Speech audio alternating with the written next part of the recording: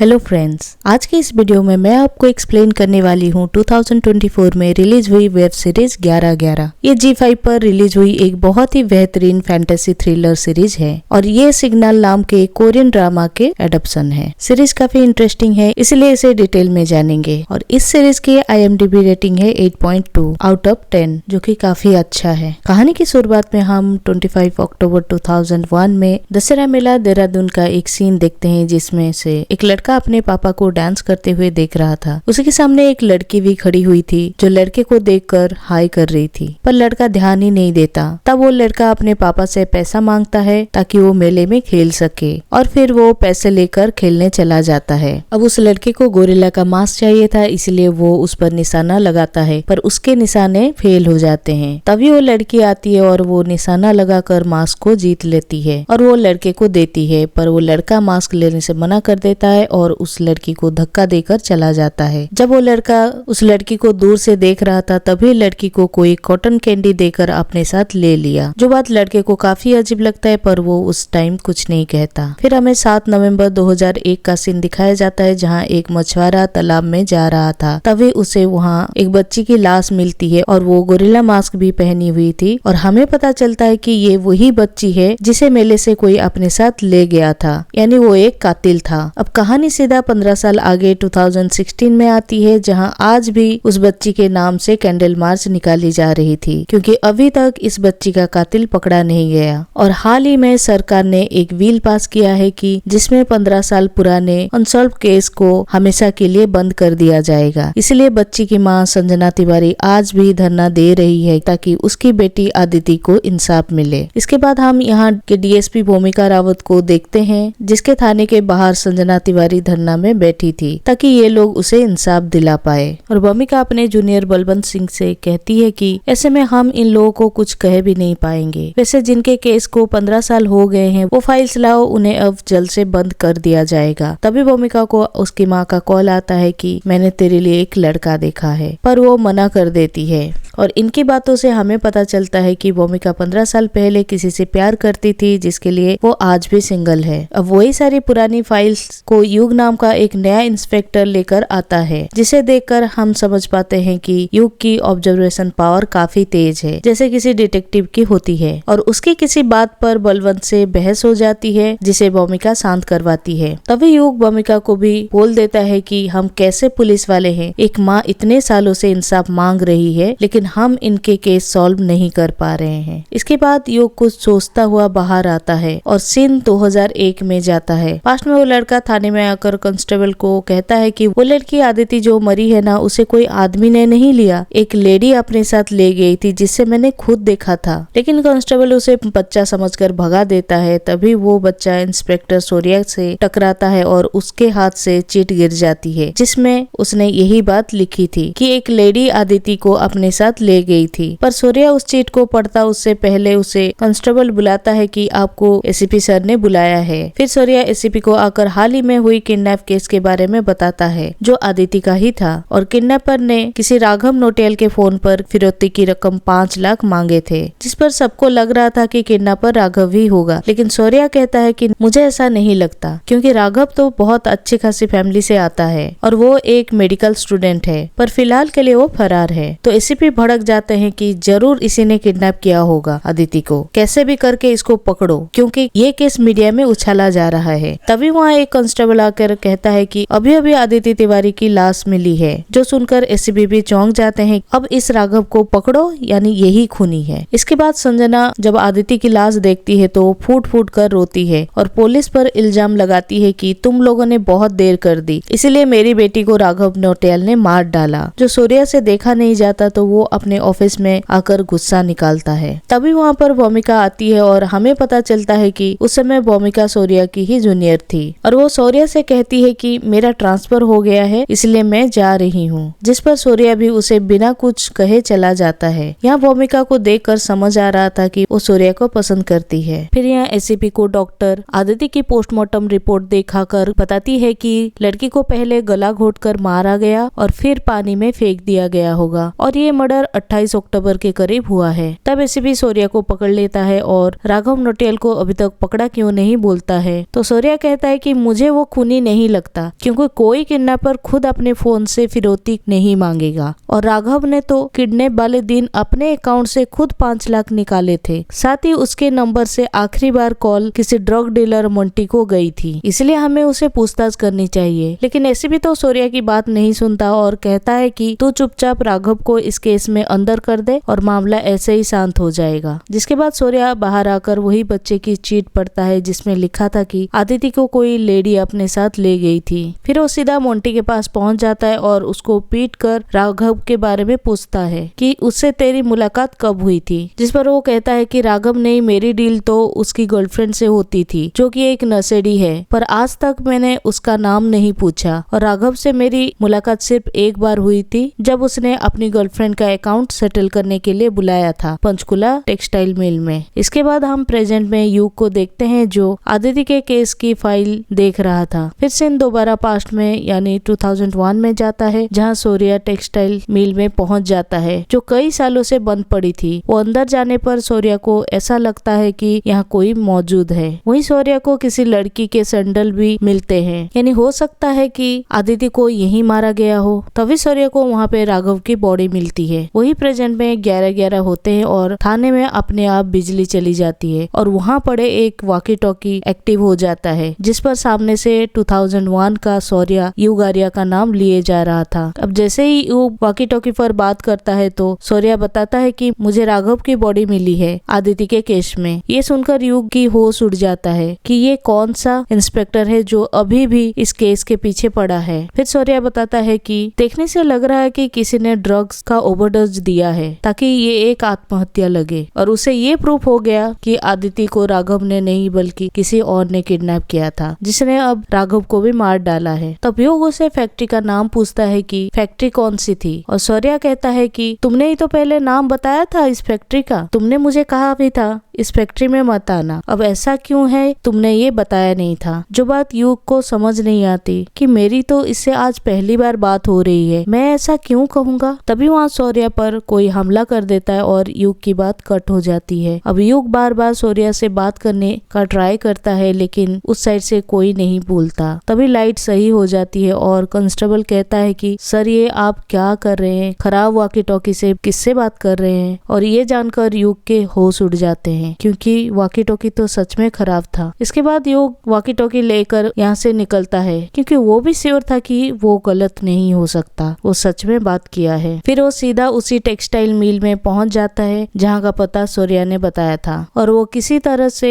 अंदर घुस जाता है तो देखता है कि यहाँ एक कंकाल पड़ा है, जो देखकर तो युग की हालत खराब हो जाती है। और यहीं पर एपिसोड 1 खत्म होता है। एपिसोड 2 की शुरुआत में हम पास्ट में राघव नोटियल को उसी टेक्सटाइल मिल में देखते हैं, जिसे वहाँ आदिति का सामान दिखता है। तभी पीछे से कोई उसे वार करता है और राघव बेहोश हो जाता है, और हम पैरों से समझ पाते हैं कि ये तो वही लेडी है जिसने आदिति को मारा है। अब प्रेजेंट में युग ने भूमिका को फोन करके फॉरेंसिक वालों को बुला लिया था, जिसके बाद मिल में पूरी जांच की जाती है और पता चलता है कि ये कंकाल किसी मेल का है, और बाकी चीजें डीएनए रिपोर्ट आने के बाद पता चलेगा। अब भूमिका युग के पास आकर पूछने लगती है कि तुम यहाँ कैसे पहुँचे, वो भी शहर के इतना दूर। तभी युग सोचता है कि अगर इन्हें खराब वॉकी टॉकी पर बात हुई बोलूंगा तो ये समझेगी नहीं, इसीलिए वो कह देता है कि मैंने आदिति की रिपोर्ट में केमिकल के बारे में पढ़ा था और टेक्सटाइल मिल में केमिकल होते हैं, इसलिए यहाँ छानबीन करने आ गया था। फिर युग रिक्वेस्ट करता है कि उस कंकाल को राघव नोटियल के डीएनए में मैच कराने के लिए। अब युग जब घर पर अपनी बिल्ली के साथ खेल रहा होता है, तभी रात के 11-11 पे बिजली चली जाती है और वॉकी टॉकी चालू हो जाता है, जिस पर फिर से 2001 की सूर्या युग का नाम लिए जा रहा था। तब जैसे ही युग बात करता है, हम देखते हैं कि सूर्या के पीछे से मिल में किसी ने वार किया था, इसलिए सूर्या की बुरी हालत हो गई है। वो युग से कहता है कि ये हमारी आखिरी बात है और ये वॉकी टॉकी पर दोबारा से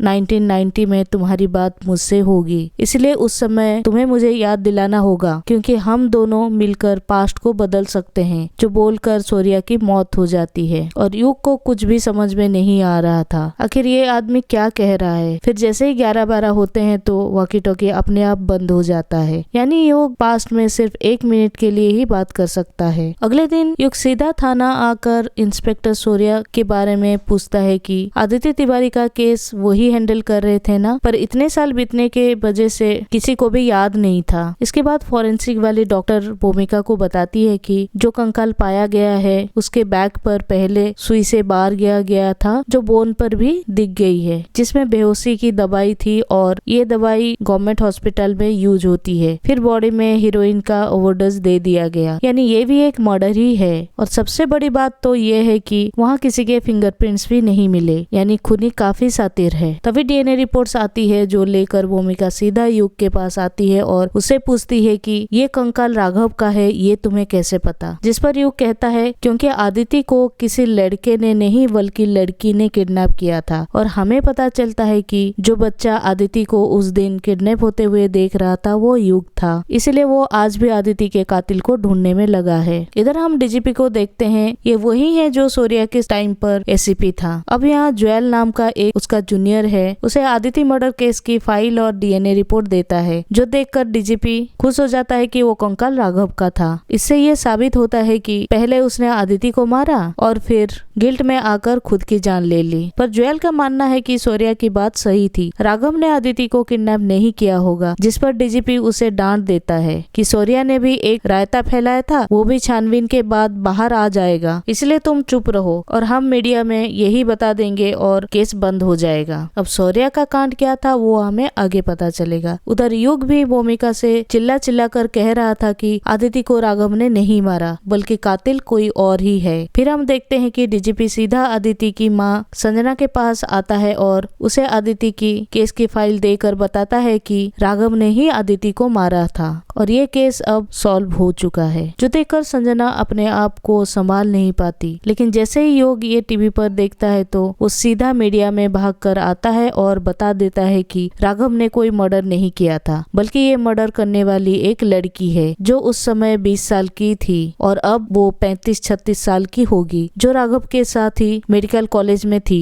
और इस समय वो हॉस्पिटल में काम कर रही होगी। हमारे पास उसके खिलाफ सबूत भी है। तब योग के साथी आकर उसे ले जाते हैं। फिर जैसे डीजीपी न्यूज देखने बैठता है कि चलो अब हमारी तारीफ हो रही होगी, तो न्यूज पर युग की बात चल रही थी कि ये मर्डर राघव ने नहीं किया है। ये देखकर डीजीपी का दिमाग खराब हो जाता है और वो ज्वेल को कहता है कि जाकर देखो ये लड़का कौन है। अब जैसे ही ज्वेल युग को आकर डांटने लगता है कि ये तूने क्या किया, तो वहाँ भूमिका ज्वेल को समझाती है कि युग ने जो भी किया सही किया, क्योंकि मीडिया वाले छानबीन तो करेंगे ही और सच छुप नहीं पाएगा, जिससे डीजीपी की ही बदनामी होगी। फिर वहाँ युग कहता है कि आदिति को उस दिन किडनैप करने वाली एक औरत थी जो लंगड़ा के चलती है और उसकी हरकत से उसे देखकर लग रहा था कि वो नशे भी करती होगी। फिर वो अपनी थ्योरी बताता है कि शायद वो लड़की राघव की गर्लफ्रेंड थी, जिसने नशे की लत के चलते आदिति को किडनैप किया ताकि उसे पैसे मिल जाएं। फिर उसने राघव के नंबर से फिरौती का मैसेज किया और जैसे ही राघव को ये बात पता चली तो वो अपनी गर्लफ्रेंड को रोकने पहुंच गया, जहां डर के मारे उसकी गर्लफ्रेंड ने राघव को ही मार डाला, कहीं ये मुझे पुलिस में ना पकड़वा दे। फिर भूमिका कहती है कि हमने पुराने रिकॉर्ड चेक कराए हैं और वो लड़की जरूर अब एक नर्स होगी। तब ज्वेल कहता है कि हम इस नर्स को कैसे पकड़ेंगे, तो युग कहता है कि मैंने जानबूझकर मीडिया में कह दिया कि हमारे पास उसके खिलाफ सबूत है। ये न्यूज देखकर वो हॉस्पिटल में जरूर कोई गड़बड़ करेगी और उसके साथ ही ये देखकर पुलिस को फोन करेंगे। तब कोई इस बात को नहीं मानता, लेकिन थोड़ी देर में एक कॉल आती है कि हमारे हॉस्पिटल से ये न्यूज देख के एक नर्स भाग गई है। तब ज्वेल से भूमिका कहती है कि हम कातिल से सच कन्फेस करवा लेंगे, एक बार उसे पकड़ तो लें बस। इसके बाद ये लोग सीधा जहाँ से फोन आए थे उन हॉस्पिटल में जाके नर्स के सामान को देखते हैं, पर युग कहता है कि इनमें से नहीं है। फिर जब ये लोग आखिरी हॉस्पिटल में तहकीकात करने पहुंचते हैं, क्योंकि वहाँ से भी एक नर्स फोन किया था कि कीर्ति नाम की नर्स न्यूज देखकर चली गई, तब पुलिस वाले उसके लॉकर की तलाशी लेते हैं जिसमें आदिति के केस के न्यूज कटिंग थी और ये देखकर पुलिस वाले भूमिका को फोटो भेजते हैं, जो देखकर युग कहता है कि यही खूनी होगी, इसलिए वो थाने लाने के लिए कहते हैं। अब ये केस को हमेशा के लिए बंद होने में केवल 7 घंटे बचे हैं, क्योंकि नए कानून के हिसाब से 15 साल पुराने सारे केस रात के 12 बजे बंद हो जाएंगे। इसके बाद ये लोग कीर्ति को पकड़ लेते हैं और थाने ले आते हैं और उसे पूछताछ करने लगते हैं, लेकिन कीर्ति को कुछ भी नहीं पता था। वो तो कहती है कि मेरा ब्रेकअप हुआ है इसलिए मैं हॉस्पिटल से दूर थोड़ा टाइम स्पेंड करने के लिए चली गई थी। तब युग गुस्से में कीर्ति के पास आता है और उसे चलने के लिए कहता है, जो देखकर युग युग मना कर देता है कि ये वो नहीं है, क्योंकि जो नर्स हमें चाहिए वो लंगड़ा कर चलती है क्योंकि उसे पोलियो है। तभी हम एक नर्स को देखते हैं जो लंगड़ा कर चल रही थी और वो आते ही कीर्ति के नेम प्लेट को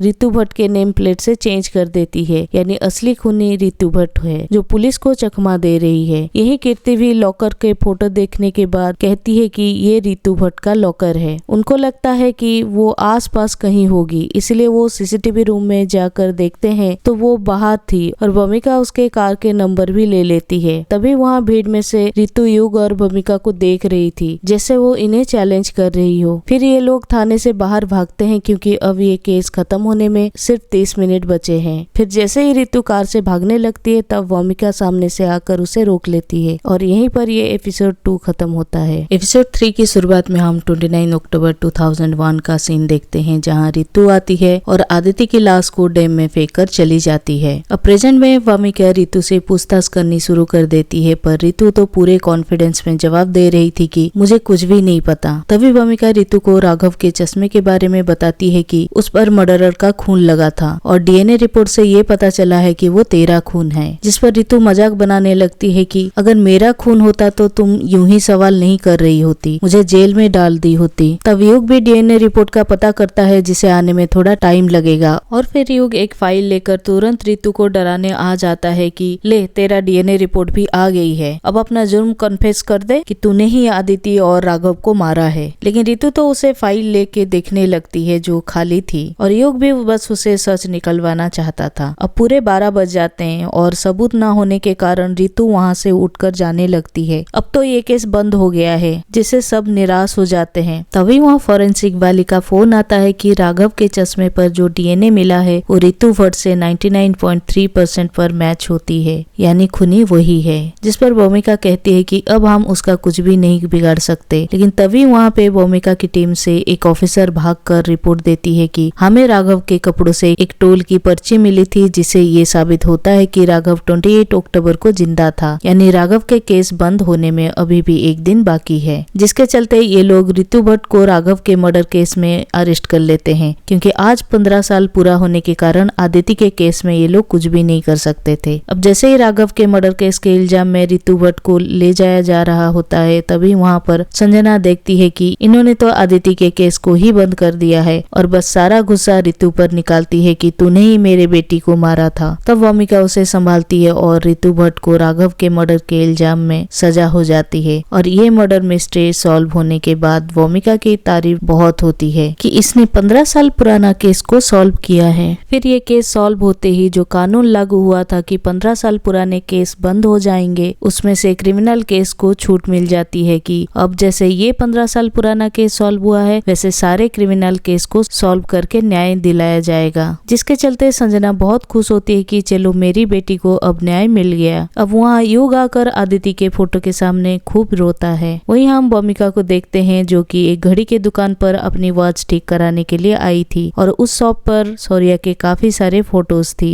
यानी ये दुकान उसके पापा की ही है। अब इसके बाद सीन 1997 में शिफ्ट होता है जहाँ भूमिका की नई ज्वाइनिंग थी और वहाँ पहली बार वो शौर्य से मिली थी। तभी से वो शौर्य की ओर अट्रैक्ट हो गई थी जो सीनियर होने के बाद भी भूमिका से बहुत अच्छे से बात कर रहा था। अब प्रेजेंट में भूमिका उस शॉप में एक आदमी से बात करती है और हमें पता चलता है कि ये तो शौर्य के पापा हैं और शौर्य अब नहीं है, जिसकी घड़ी भूमिका आज भी निशानी के तौर पर पहनती है। फिर अगले दिन हम देखते हैं कि सुप्रीम कोर्ट ने आदित्य के सॉल्व हो जाने के बाद ये फैसला किया है कि हर प्रदेश में एक कोल्ड केस यूनिट बनाई जाएगी जो पुराने क्रिमिनल केस को सॉल्व करेंगे। ये देखकर डीजीपी भड़क जाता है कि ये भूमिका की टीम ने काम और बढ़ा दिया है। तब वो ज्वेल को कहता है कि भूमिका तेरे टीम में थी ना, इसलिए अब यहाँ की कोल्ड केस यूनिट की टीम को तू ही संभाल। फिर डीजीपी कहता है कि ये जो जोश है ना ये कुछ ही महीनों में ठंडा हो जाएगा और ऐसा कर जो सबसे हार्ड और पुराने केस हो ना वो अपने टीम को दे दियो जो कभी सॉल्व ही ना हो पाए, जिससे काम ज्यादा नहीं बढ़ेगा। और यहाँ भी वही कर जो शौर्य के केस में किया था। अब इन्होंने क्या करा था वो हमें आगे ही जान पाएंगे। इसके बाद ज्वेल कोल्ड केस यूनिट में भूमिका और उसके 3 टीम को डाल देता है क्योंकि इन्हीं लोगों ने ही ये मुसीबत बढ़ाई है। फिर वो आकर उन्हें 26 साल पुराना टाई एंड डाई केस जो 3 साल में 10 को मारा था वो केस दे देता है, जिसमें खूनी लड़कियों को केमिकल से बेहोश करके लाल चुन्नी से बांध देता था और फिर गला दबाकर मार देता था, जिसके चलते लड़कियों ने घर से निकलना ही बंद कर दिया था। और ये हवा फैली थी कि परफ्यूम लगाकर बाल खोलकर नहीं निकलना है, क्योंकि ये देखकर खूनी भड़क जाता है। हालांकि कुछ साल पहले ये किलिंग्स बंद हो गई थी। इस केस में 1000 से ज्यादा पुलिस वाले ने काम किया भी था, लेकिन किसी के हाथ कुछ भी नहीं लगा। अब ये देखकर तो सबकी हालत खराब हो जाती कि ये केस तो सॉल्व होगा ही नहीं। पर जोएल कहता है कि तुम कर ही लोगे जैसे वो पुराना केस किया था। अब रात को योग इस केस के बारे में पढ़ रहा था जिसमें रजनी नेगी की लाश जंगल में पाई गई थी। तब हम 3 अगस्त 1990 का सीन देखते हैं जहां सूर्या इस केस के सिलसिले में जंगल में भटक रहा था। तभी 11:11 होते हैं और युग का वॉकी टॉकी चालू हो जाता है और इस बार युग सूर्या से बात करता है कि आप ठीक तो हो ना, क्योंकि हमारी 16 दिन से बात नहीं हुई है। अब यहाँ सूर्या युग को नहीं पहचान पा रहा था और उसे लगता है कि ये आसपास के थाने से कोई होगा और वो बताता है कि मैं तो रजनी नेगी को जंगल में ढूंढने आया हूँ क्योंकि उसकी मिसिंग रिपोर्ट आई है। जिस पर युग कहता है कि ये टाई एंड डाई वाला केस है ना, इसमें तो रजनी की लाश पुराने पुल के नीचे ही मिली थी और तभी वो 8वां मर्डर भी होगा 9 नवंबर को हरवाल रेलवे स्टेशन पर। तभी 1 मिनट पूरा हो जाता है और 11:12 होते ही वॉकी टॉकी बंद हो जाता है। तब सूर्या सोचने लगता है कि ये कह क्या रहा था, लेकिन तभी एक कांस्टेबल आके बताता है कि लाश पुराने पुल के नीचे मिली है। और जब ये लोग वहाँ पहुँचते हैं, रजनी की लाश देखते हैं तो सूर्या हैरान हो जाता है कि ये इसे कैसे पता चला कि रजनी की लाश यहीं मिलेगी। और फिर उसे हरवाला रेलवे स्टेशन का नाम याद आता है कि वहाँ भी उसने मर्डर होने के बारे में बताया था। फिर प्रेजेंट में युग थाने में होता है जहाँ वो भूमिका से बताता है कि ये टाई एंड डाई वाला कातिल 22 से 35 साल की लड़कियों को ही टारगेट बनाता है। जैसे वो लड़कियों से चिढ़ता हो तो वो एक साइको है जिसे किसी लड़की ने धोखा दिया होगा, इसलिए वो सुंदर लड़कियों को मारकर उनका हुलिया बिगाड़ देता था।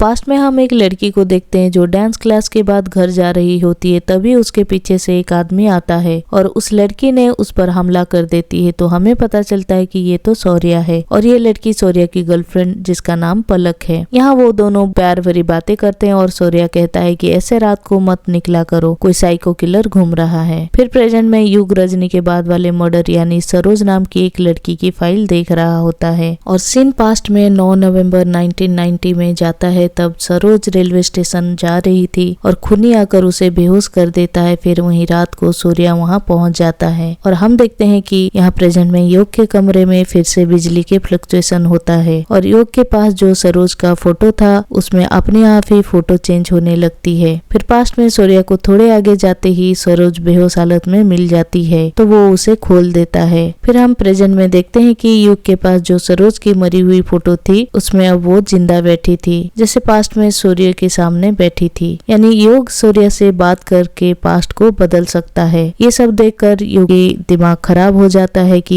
ये सब कैसे पॉसिबल है और यहीं पर एपिसोड 3 खत्म हो जाता है। एपिसोड 4 की शुरुआत में युग सीधा भूमिका को कॉल करता है कि उस सरोज तो जिंदा है, जो सुनकर भूमिका कहती है कि ये तो मुझे पता ही है क्योंकि मैं अभी सरोज की बेटी से बात कर रही हूँ, क्योंकि सरोज को तो अब कातिल मानने वाला था, तब वो प्रेग्नेंट थी और आज उसकी बेटी 26 साल की है। पर सरोज किडनैप होने के बाद से ही डिप्रेशन में चली गई थी, जिसके बाद वो चल बसी। ये सुनकर तो योग सोच में पड़ जाता है और उसे कुछ कुछ समझ में आने लगता है कि शायद उस दिन सूर्या ने सही कहा था कि हम पास्ट को बदल सकते हैं और किसी को पता भी नहीं चलेगा। इधर सरोज की बेटी भूमिका से सूर्या का जिक्र करती है कि मैंने सुना था सूर्या नाम का कोई ऑफिसर मेरी माँ को बचाया था, जो सुनकर भूमिका खुश हो जाती है। अब से 1990 में शिफ्ट होता है जहाँ सूर्या ने सरोज को तो बचा लिया था, पर तभी खूनी उस पर वार कर देता है और सूर्या उसका पीछा करने लगता है, जिसके बाद वो थोड़ी दूर जाकर सेम हुडी वाले को गिरफ्तार कर लेता है कि आज खूनी पकड़ा गया। अब प्रेजेंट में युग पुराने अखबार को देखने लगता है जिससे सूर्या ने सरोज की जान बचाने की खबर थी। ये देखकर युग समझ जाता है कि इसका मतलब है मैं वॉकी टॉकी के जरिए इस समय 1990 में बात कर रहा हूँ। अब सीन पास्ट में 9 नवंबर 1990 में जाता है जहाँ सूर्या पास के थाने में आकर उस लड़के को पुलिस हिरासत में दे देता है कि ये वही सीरियल किलर है जो अब तक लड़कियों को मार रहा था। अब पुलिस वाले उसे रिमांड पर ले लेते हैं और वो लड़का चिल्लाता रहा कि मैं तो बस एक स्टूडेंट हूँ। अब जैसे ही सूर्या बाहर आता है तो 11:11 होते ही उसका वॉकी टॉकी चालू हो जाता है, जिस पर युग पहले तो सूर्या से उसका साल पूछता है और सूर्या कहता है कि आपके कारण ही मैं खूनी को पकड़ पाया। तब युग आर्टिकल देखता है जिसमें पुलिस ने एक शरीफ बच्चे की जान ले ली थी और युग सूर्या से कहता है कि मैं 2016 से बात कर रहा हूँ और जिसे आपने पकड़ा है वो खूनी नहीं है, इसलिए उसे बचाइए क्योंकि ये केस आज तक सॉल्व नहीं हो पाया है और खूनी ने अगला मर्डर दिलवर मार्केट में किया था। तब ये मिनट पूरा हो जाता है और सूर्या जल्दी से उस लड़के को बचाने जाता है। वहीं हम दिलवर मार्केट में एक लेडी को देखते हैं जिसके पीछे खूनी चल रहा था। अब यहाँ जैसे ही सूर्या उस लड़के को बचाने आता है तो उतने देर में पुलिस वाले ने उसे इतना मारा था कि वो लड़का मर जाता है, जो देखकर तो सूर्या के होश उड़ जाते हैं। तभी कांस्टेबल आकर बताता है कि और एक मर्डर हुआ है और दिलवर मार्केट के पास लाश मिली है। इसके बाद वहाँ का एसीपी आता है जो सूर्या को गालियां सुनाता है कि तूने इस लड़के को खूनी क्यों बताया, जिस पर सूर्या युग आर्या का नाम लेता है कि मेरे पास उसका कॉल आया था, पर यहाँ युग को कोई जानता ही नहीं था। फिर एसीपी उसकी गन और उसकी आईडी रखवा लेते हैं कि तू अब दोबारा यहाँ नजर मत आइयो। वही प्रेजेंट में युग अपनी थ्योरी बना रहा था क्योंकि अब जो लास्ट 2 मर्डर हुए थे उनकी जगह चेंज हो गई थी, जिससे युग परेशान हो जाता है कि ऐसा क्यों हुआ। यहाँ पास्ट में सूर्या सीधा पुलिस कैंटीन में आता है और युग आर्या को पूछने लगता है, जिस पर एक पुलिस वाला खड़ा होता है तो युग समझकर उसे मारने लगता है कि तेरे कारण मेरी आईडी छिन गई। ये देखकर सब उसे रोकते हैं और बताते हैं कि ये तो हमारे सर एसीपी विवेक हैं। तब सूर्या अपनी गलती की माफी मांगता है और विवेक कहता है कि इसे तो जेल में डालो, लेकिन सूर्या वहाँ से भाग जाता है और अकेले में सीरियल किलर को ढूंढने लगता है। वही प्रेजेंट में भूमिका बताती है कि उस समय जितने भी मर्डर हुए थे वो सब मसूरी से देहरादून के रास्ते में हुए थे और हर लड़की मरने से पहले बस ली थी और वहाँ उस रूट पर लगातार चलने वाली बस कल की 543 है। वहीं पास्ट में सूर्या को भी समझ आ जाता है कि उस रात खूनी तो बस से निकलकर भाग गया था और मैंने गलत लड़के को पकड़ लिया था। और वहाँ भी सूर्या को उसी बस का नंबर याद आता है कि 543, यानी पास्ट और प्रेजेंट दोनों में उसी बस को ढूंढ रहे हैं। और प्रेजेंट में युग कहता है कि शायद सरोज पे अटैक करने के बाद किलर उसी बस से फरार हुआ था और लास्ट 2 विक्टिम उसी बस में थी, जिसमें से पहली थी बस की कंडक्टर माला, जिसने शायद किलर की शक्ल देख ली होगी और बस में और एक लड़की बैठी थी। अब किलर के पास ज्यादा समय नहीं था, इसलिए उसने इन दोनों को मारने का सोचा। तब भूमिका युग को लेकर सीधा कल की बस का पता करने के लिए चल देती है, जो बलवंत को अच्छा नहीं लगता कि मेरे से ज्यादा युग की अहमियत बढ़ गई है। फिर पास्ट में सूर्या भी उसी बस कंडक्टर से जाकर मिलता है, जिसे वहाँ का कांस्टेबल देख लेता है। अब सूर्या ड्राइवर से पूछताछ करता है और वो बताता है कि माला के मर्डर की जानकारी तो मैंने दे दी है, अब मुझे कुछ भी नहीं पता। तभी सूर्या की नजर ड्राइवर के नाखून पर पड़ती है जिस पर पेंट लगा था और वो उसी के बारे में पूछने लगता है, लेकिन तभी पुलिस वाले आकर उसे ले लेते हैं क्योंकि उसे पकड़ने का ऑर्डर एसीपी ने दिए थे।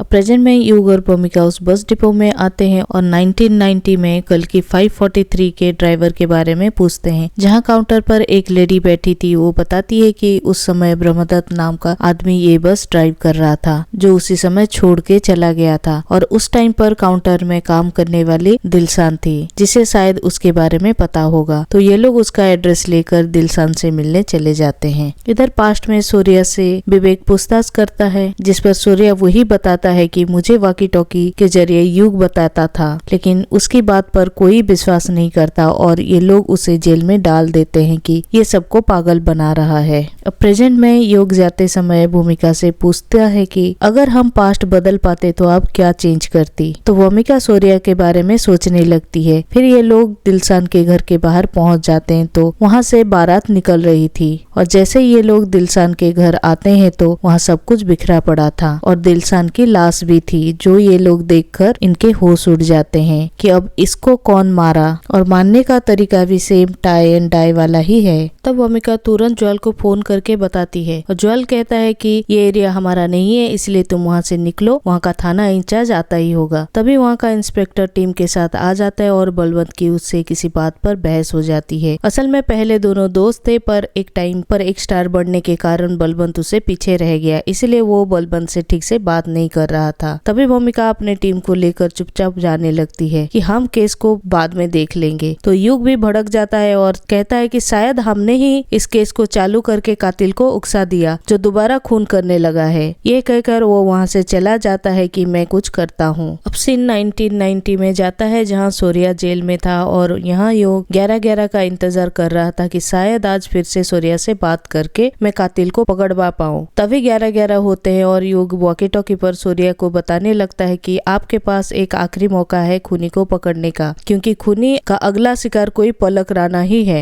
जिसे खूनी 10 बजे डोजी पर मारेगा। पर यहाँ सूर्या जेल से ही सुन रहा था और रात होने के कारण सब लोग बाहर गए थे। अब 1 मिनट पूरा होते ही वॉकी टॉकी बंद हो जाता है और सूर्या समझ जाता है कि उसकी गर्लफ्रेंड पलक की जान खतरे में है, जिसे वो पूरा थाना में बवाल मचा देता है। इधर हम पलक को देखते हैं जो अपने रास्ते जा रही थी, तभी उसके पीछे कोई आता हुआ दिखता है और यहाँ युग पलक की फोटो को देख रहा था जिसमें वो मरी हुई थी और युग को लगता है कि शायद सूर्या उसे बचा लेगा तो फोटो भी बदल जाएगी। यहीं पर ये एपिसोड 4 खत्म होता है। अब एपिसोड 5 की शुरुआत में हम 1990 का सीन देखते हैं जहां आज पलक का बर्थडे था और वो अपनी फ्रेंड को बता रही थी कि सुबह सूर्या ने मुझे हेयर पिन गिफ्ट करी है। फिर वो बताती है कि आज रात मैं और सूर्या मूवी देखने जाने वाले हैं। अब पलक उसका इंतजार कर रही है पर सूर्या तो जेल में बंद था इसलिए वो आ नहीं पाता है, जिसे गुस्से में पलक मूवी की टिकट फाड़ देती है और अपने घर जाने लगती है। वहाँ जेल से बाहर निकलने के लिए सूर्या बेहोशी का नाटक करता है और मौका मिलते ही थाना इंचार्ज को जेल में बंद करके भाग जाता है कि मुझे मेरी पलक को डोजी बाजार बचाने जाना होगा। फिर हम पलक को देखते हैं जो बस से डोजी बाजार पर उतरकर अपने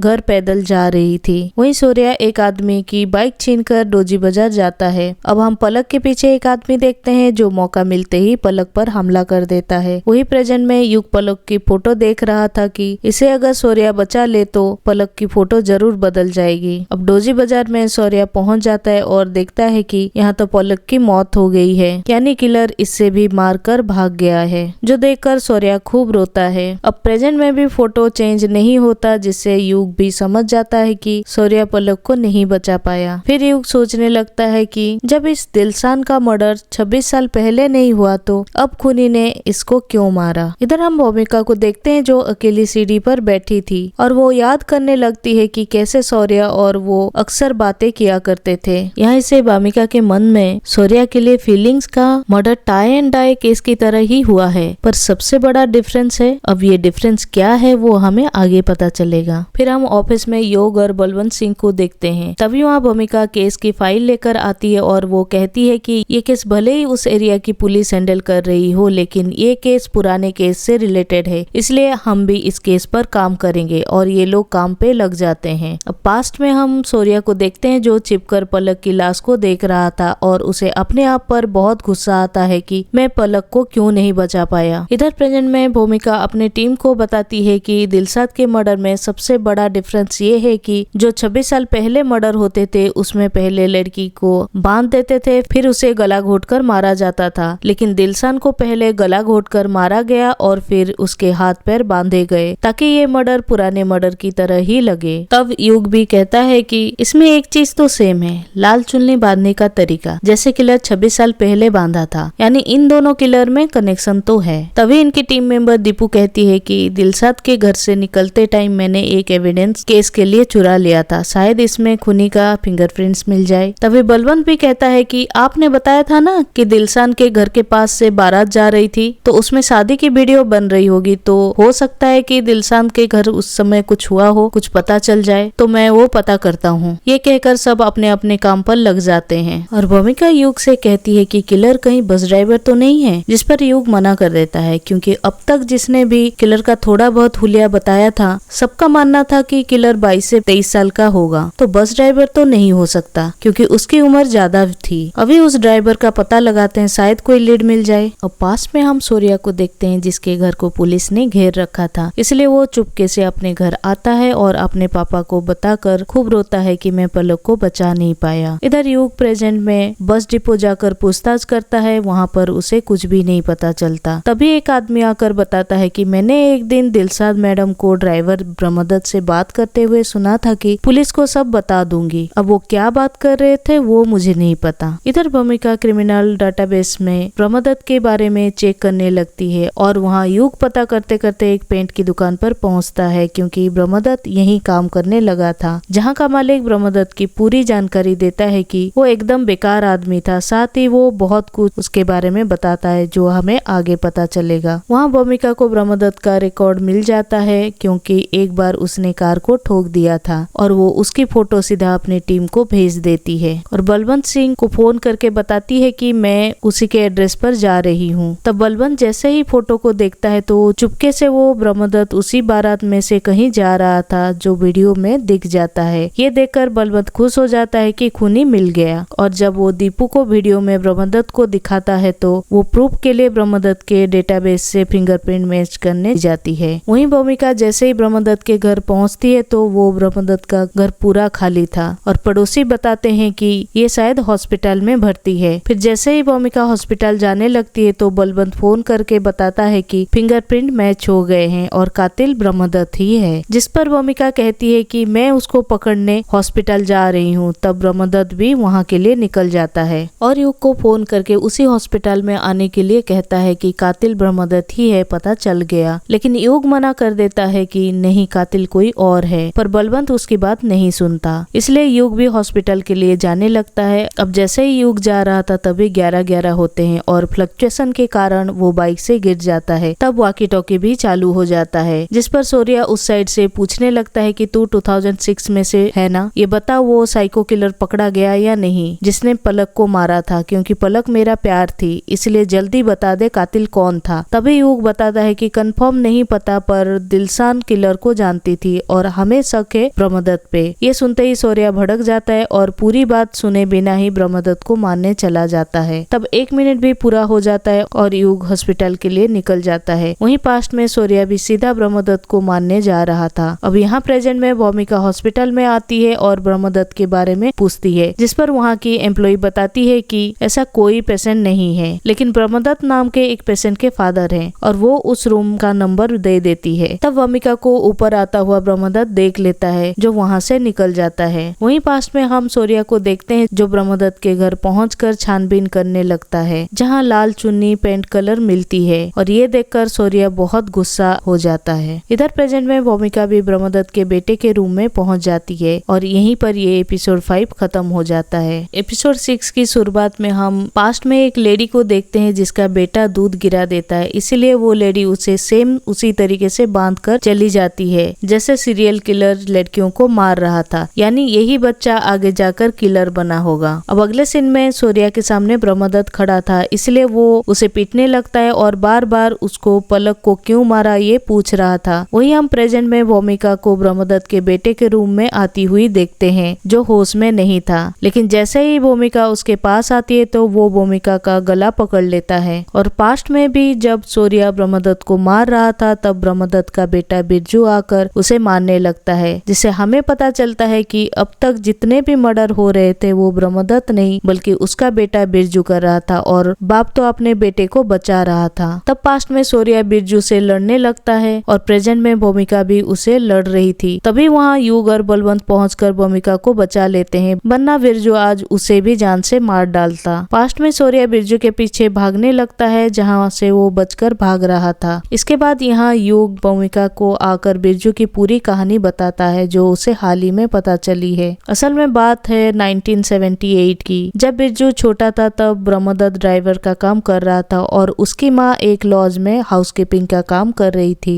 ऐसे में बिरजू अकेला होने के कारण बिगड़ने लगता है और जब ये बात ब्रह्मदत्त को पता चली तो उसने अपनी पत्नी को नौकरी छोड़ने के लिए कहा, जिस पर उसने मना कर दिया और ब्रह्मदत्त उसे मारपीट करता था। तो एक दिन बिरजू की माँ ने उसे लाल चुन्नी से बांधकर हमेशा के लिए छोड़कर चली गई, जिसके बाद ब्रह्मदत्त बिरजू को अपने साथ बस में ले जाने लगा और उसे अपनी बीबी के जाने से कोई फर्क नहीं पड़ा। इसलिए बिरजू को बाहर काम करने वाली औरतों से नफरत हो गई क्योंकि उसे उनमें अपनी माँ दिखती थी। तब ऐसा कुछ साल बीता और 1988 में ब्रह्मदत्त ने बिरजू को पेंट की दुकान पर काम पे लगा दिया और कुछ पैसे एडवांस ले लिया खर्चा चलाने के लिए। तब पेंट की दुकान पर बिरजू थिनर का नशा करने लगा, जिसके चलते उसे दुकान से निकाल दिया गया और एडवांस लेने के चलते ब्रह्मदत्त को उस दुकान पर काम करना पड़ा। इसके बाद से ब्रह्मदत्त उसे फिर से अपने साथ बस में ले जाने लगा, जहाँ से बिरजू ने अपने नए शिकार को मारना शुरू किया। और ये सब सुनकर बिरजू हंसने लगा और उसके गले पर यू को एक निशान दिखता है। अब ये कैसा निशान है वो कुछ देर में पता चल जाएगा। तभी बलवंत को दीपू का फोन आता है, जो बताती है कि मीडिया में ब्रह्मदत्त ने कन्फेस कर लिया है कि 26 साल पहले जो लेडीज के मर्डर हुए थे वो उसी ने किए हैं, जो जानकर इनके तो होश उड़ जाते हैं। इसके बाद युग और भूमिका सीधा ब्रह्मदत्त से बात करने जेल जाते हैं, लेकिन यहाँ युग काफी कोशिश करता है कि ब्रह्मदत्त ये कन्फेस कर दे कि 26 साल पहले मर्डर उसका बेटा बिरजू कर रहा था, लेकिन वो ऐसा नहीं करता। हम देखते हैं कि ब्रह्मदत्त ने एक बार रंगे हाथों अपने बेटे को कत्ल करते हुए पकड़ लिया था, पर बाप होने के कारण वो अपने बेटे को कुछ बोल नहीं पाया। उसके बाद पास्ट में जब सूर्या बिरजू का पीछा कर रहा था तब वो उसे पकड़ लेता है और खूब मारता है।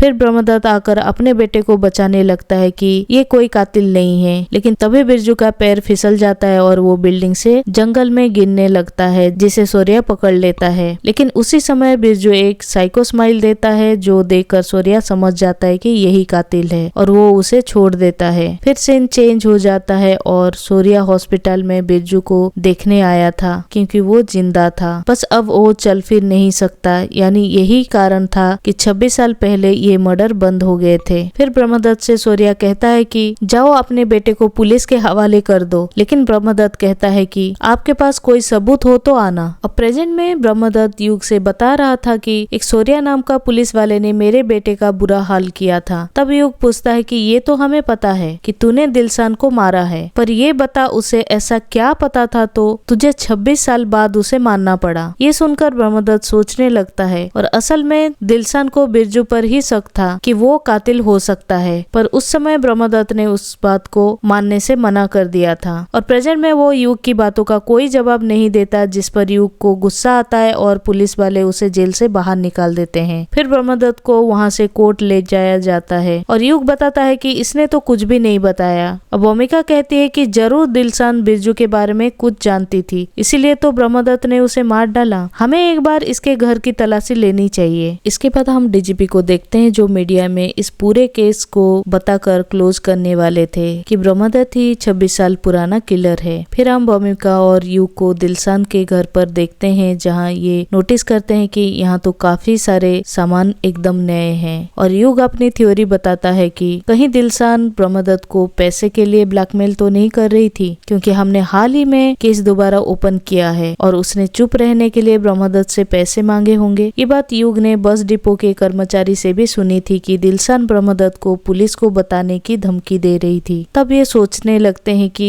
जरूर दिलशान के पास बिरजू के खिलाफ कोई एविडेंस होगा, वरना ये ऐसे ब्रह्मदत्त को ब्लैकमेल नहीं कर सकती। और युग कहता है कि इस घर में तो 2 बार पुलिस जांच कर चुकी है और कुछ नहीं मिला। तभी उन्हें एक बस का टिकट मिलता है मसूरी से सुहाना तक का, और बलवंत पता करके बताता है कि सुहाना में दिलशान के चाचा की लड़की रहती है। अब ये उस एड्रेस पर पहुंच जाते हैं। वहाँ दिलशान के कजन उसे दिलशान का रूम दिखाती है। जब ये लोग वहाँ की पूरी तलाशी लेते हैं और इन्हें एक हेयर पिन मिलता है। इसके बाद सीन डीजीपी की तरफ शिफ्ट होता है, जो मीडिया में केस क्लोज करने वाली बात कह रहे थे। तभी वहाँ भूमिका पहुँच जाती है और डीजीपी अपनी इज्जत बचाने के लिए बोलते हैं ये केस भूमिका का था तो यही सब बताएगी। भूमिका रिवील कर देती है कि दिलशान का मर्डर तो ब्रह्मदत्त ने ही किया है, लेकिन वो मेन सीरियल किलर नहीं है। फिर वो बताती है कि 26 साल पहले पलक राणा ने असली सीरियल किलर पर एक हेयरपिन से वार किया था, जिसका निशान आज भी इसके गले पर है। और हम पास्ट में देखते हैं कि जब पलक ने उसी हेयरपिन से जो सूर्या ने बर्थडे पर दिया था उसी से बिरजू पर वार किया था, तो गुस्से में उसने पलक को तड़पा कर मार डाला और फिर वहाँ से भाग निकला। तब ये सब होता हुआ दिलशान देख लिया था। जो वहाँ पड़ा वही हेयरपिन को सबूत के तौर पर वो अपने पास रख लेती है। इसी एविडेंस के नाम पर वो ब्रह्मदत्त को अब ब्लैकमेलिंग कर रही थी। अब प्रेजेंट में भूमिका बताती है कि इस हेयरपिन पर किलर का डीएनए और पलक का डीएनए दोनों मिले हैं और असली किलर बिरजू है। जो ब्रह्मदत्त का बेटा है। ये जानकर सबका होश उड़ जाता है और बिरजू को गिरफ्त में ले लिया जाता है, जिससे ये केस भी सॉल्व हो जाता है। अब इसके बाद युग अगले दिन पलक की माँ से मिलने जाता है, जहाँ वो सूर्या के बारे में पूछता है। तब पलक की माँ बताती है कि वो मेरी बेटी से शादी करने वाला था और बहुत अच्छा लड़का था। वो पलक के जाने के बाद भी मुझसे मिलने आता था, पर आदिति मर्डर केस के बाद वो कभी मुझसे मिलने नहीं आया और मुझे लगा कि वो अपनी जिंदगी में आगे बढ़ गया होगा। तब ये सुनकर युग सोच में पड़ जाता है कि ऐसा क्या हुआ होगा जो सूर्या एकदम से गायब ही हो गया। अब रात के 11:11 होते युग वॉकी टॉकी पर सूर्या से बात करता है और पलक के जाने से सूर्या उदास था।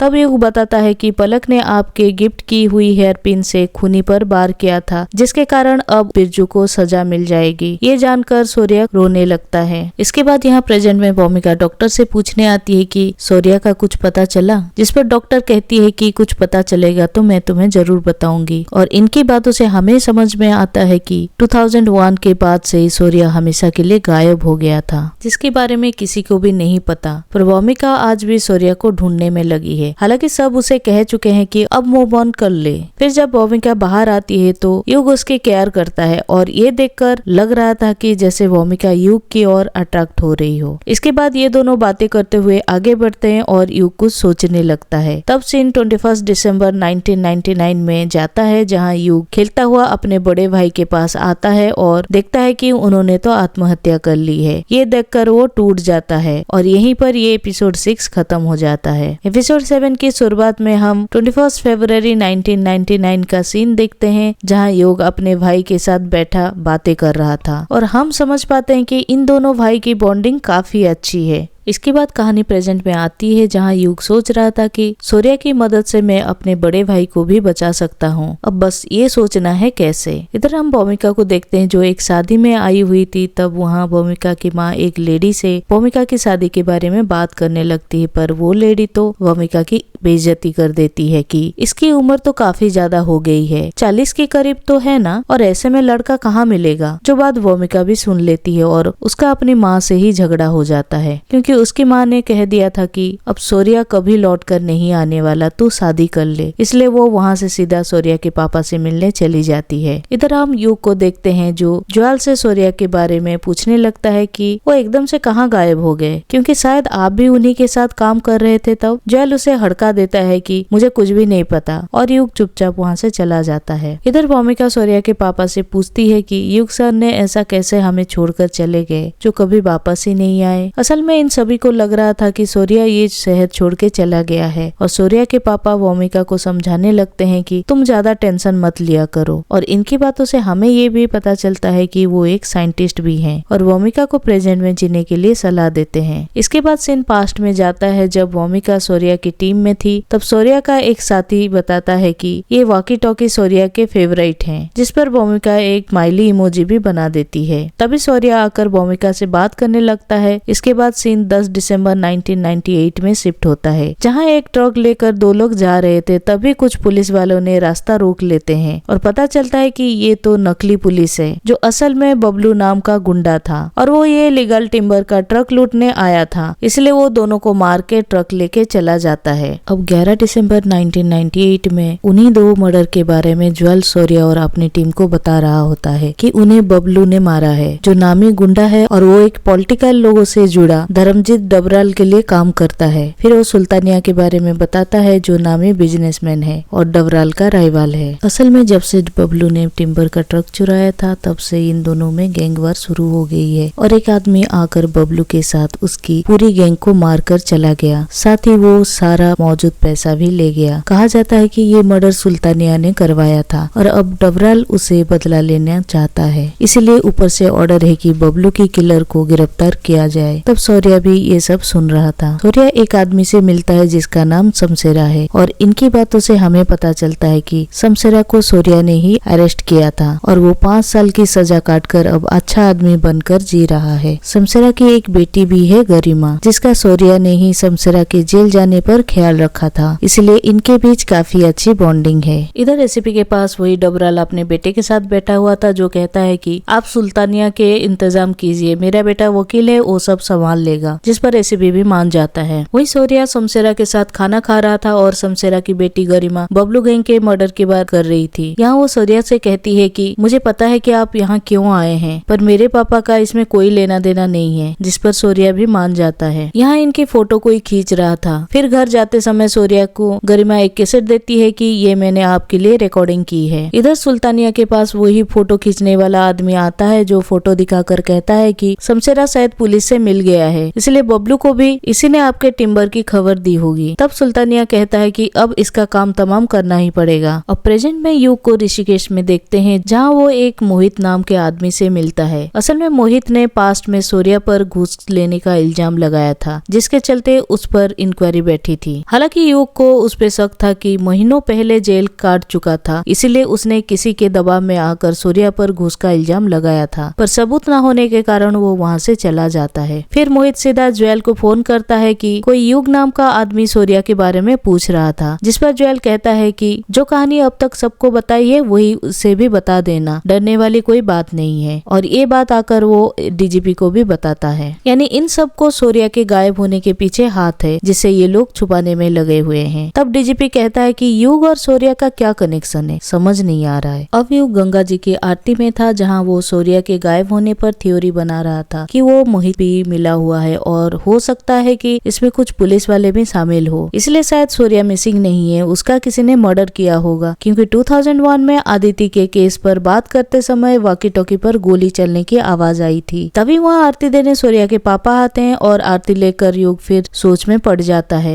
इधर भूमिका अपने घर आती है, पर अपनी माँ से जरा भी बात नहीं कर रही थी, जो भूमिका की माँ को अच्छा नहीं लगता। फिर सेन 1998 में शिफ्ट होता है, जहाँ सूर्या एक आदमी को बुलाकर उसे पूछ रहा था कि फोटो में से किसी को फैक्ट्री जाता देखा था क्या। तब उसी आदमी के साथ डबराल का बेटा भी था और वो शमशेरा की फोटो पर हाथ रखता है कि यही था उस दिन, जो देखकर सूर्या हैरान हो जाता है। अब जब रात को 11:11 होते हैं तो युग सूर्या से बात करता है, जिस पर सूर्या कहता है कि इतने दिनों से कहाँ गायब थे, अब तो 8 साल बीत गए हैं। जो सुनकर युग कहता है कि मैं तो 2016 में ही हूँ, जिस पर वो कहते हैं कि शायद अपने आप टाइम फ्लक्चुएट हो रहा है और हो सकता है कि जरूरत के हिसाब से ही बात हो रही हो। तब युग बताता है कि ये सिर्फ 1 मिनट ही चलेगा और सूर्या पूछता है कि बबलू बारूद केस में मर्डरर कौन था। युग कहता है कि ये केस तो आज तक सॉल्व नहीं हो पाया है। तब सूर्या कोई भी क्लू मांगता है और युग कहता है कि टायर मार्क से चेक कर लो, लेकिन उस समय ऐसी डिवाइस नहीं बनी थी, जिस पर युग उसे जल्दी से टायर मार्क चेक करने की डिवाइस बनाने का आसान तरीका बता देता है और 1 मिनट पूरा होते ही वॉकी टॉकी बंद हो जाता है। अब अगले दिन सूर्या युग की बताई हुई डिवाइस बनाकर क्राइम स्पॉट पर मौजूद टायर के मार्क्स को ले लेता है और उसे शमशेरा की गाड़ी के टायर से मिलाने को कहता है। फिर सूर्या के एक साथी बताता है कि ये शमशेरा की गाड़ी से मैच होते हैं, जो देखकर सूर्या तुरंत शमशेरा को पकड़ने चला जाता है। तभी हम शमशेरा को देखते हैं, जिसे एक आदमी मारने आया था और ये देखकर शमशेरा गरिमा को घर जाने के लिए कहता है और खुद भागने लगता है। तब रास्ते में उसे सूर्या मिलता है कि तूने ही बबलू को मारा है। ये देखकर सुल्तानिया का आदमी पीछे हट जाता है और सूर्या शमशेरा का पीछा करने लगता है। वहीं हम प्रेजेंट में देखते हैं कि युग तो सो रहा है, लेकिन उसके सामने लगी स्क्रीन जिसमें शमशेरा मर गया था, उसमें फ्लक्चुएशन होने लगी है। तभी पास्ट में शमशेरा को सूर्या मारने लगता है और पहाड़ी के ऊपर से शायद सुल्तानिया का आदमी गोली चला देता है, जो शमशेरा को लगने वाली थी, पर उसके सामने गरिमा आ जाती है और गोली लगने से उसकी मौत हो जाती है। तभी प्रेजेंट में युग हलचल से उठ जाता है तो देखता है कि फोटो अपने आप चेंज हो गई है, जिसमें शमशेरा जिंदा था। यानी युग के बताने से एक और पास्ट चेंज हो गया है, जिसका इम्पैक्ट प्रेजेंट में भी देखने को मिलेगा। पास्ट में शमशेरा को बबलू और उसकी गैंग को मारने के इल्जाम में 20 साल की सजा हो जाती है, जिसके बाद प्रेजेंट में हम शमशेरा को 18 साल बाद ही जेल से बाहर आते हुए देखते हैं, क्योंकि अच्छे बर्ताव करने के कारण उसे 2 साल पहले ही छोड़ दिया गया। अब बाहर आकर शमशेरा अपने बदले के बारे में सोचने लगता है। यहीं पर एपिसोड 7 खत्म हो जाता है। एपिसोड 8 की शुरुआत में हम एक लड़की को नशे के इंजेक्शन लेते हुए देखते हैं। फिर हम देखते हैं कि भूमिका की माँ उसके रूम में आती है, पर भूमिका पहले ही निकल गई थी, क्योंकि वो अभी भी अपने माँ से नाराज थी। अब यहाँ भूमिका से ज्वेल मिलता है और पूछता है कि युग और सूर्या का क्या कनेक्शन है, जो वो मुझे सूर्या के बारे में पूछ रहा था, जो भूमिका को भी नहीं पता था। इधर हम उसी नशे में धूत लड़की को देखते हैं और ये सुल्तानिया की बेटी थी। असल में वो अब रिहाब सेंटर में है, जिसका नशा सुल्तानिया छुड़वा नहीं पा रहा है और इनकी बातों से हमें पता चलता है कि सुल्तानिया नशे का कारोबार अभी भी करता है। फिर हम देखते हैं अब यहाँ भूमिका की टीम को कौन सा नया केस सॉल्व करना है वो उसी के बारे में डिस्कस कर रहे थे। तब यहाँ युग आकर बबलू मर्डर केस के बारे में जिक्र करता है। इस पर ये लोग उसे बताते हैं कि वो केस तो सॉल्व हो चुका है, पर युग का कहना था कि नहीं, मुझे नहीं लगता है कि उस समय शमशेरा ने बबलू और उसकी गैंग को मारा था। तभी भूमिका युग से पूछने लगती है कि तू इस केस में इतना इंटरेस्टेड क्यों है, आज मुझे सच बता दे। इधर हम देखते हैं कि शमशेरा रिहाब सेंटर में आकर सुल्तानिया की बेटी को किडनैप करके ले जाता है। वहीं युग भूमिका को आज सच बताने वाला होता है, लेकिन तभी फोन आ जाता है कि डीजीपी सर ने सबको बुलाया है। तब ये लोग सीधा डीजीपी के ऑफिस पहुंच जाते हैं, जहां ज्वेल सबको बताता है कि शमशेरा सुल्तानिया की बेटी शामली को ले गया है और वो जाते जाते कैमरा में चेहरा दिखाकर गया है, जैसे वो चुनौती दे रहा हो। तब डीजीपी कहता है कि उसने पैसे के लिए उठाया होगा, पर युग फिर से अपनी डिटेक्टिव वाली बातें करने लगता है, जिस पर डीजीपी उसे हड़का देता है और बेचारा युग कुछ बोल नहीं पाता। इसके बाद वो भूमिका को बाहर बताता है कि मुझे नहीं लगता कि उसने शामली को पैसों के लिए किडनैप किया होगा, जरूर उसका कोई पर्सनल रीजन रहा होगा, वरना वो अपना चेहरा कैमरा में क्यों दिखाता।